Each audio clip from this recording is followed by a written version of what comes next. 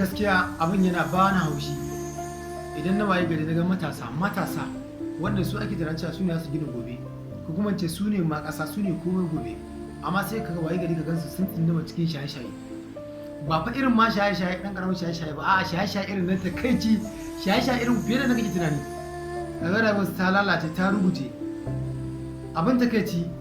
in ka gansu wallahi sai ka ta cewa irin ba su da akwance suke ba su lafiya tsawon shekaru da yawa me yasa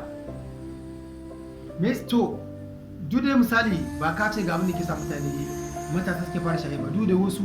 sukan fara shaye-shaye ne dalilai da yawa wani maybe fara shaye-shaye sakamakon ana ce masa a gidansa an tsane shi wani kuma abokai wani kuma yana fara soyayya saboda me bai zan ce a takaice ne ma ne wani kuma soyayya ce take son ki fara shaye-shaye wani kuma abokai ne wani kuma kawai saboda an tsane shi wani kuma kawai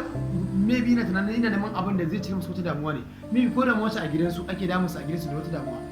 kawai sai wani abu ke ba shawara ce ayin ka sha kaza kamata da komai shi ke ganin kawai sai ka fara ka dora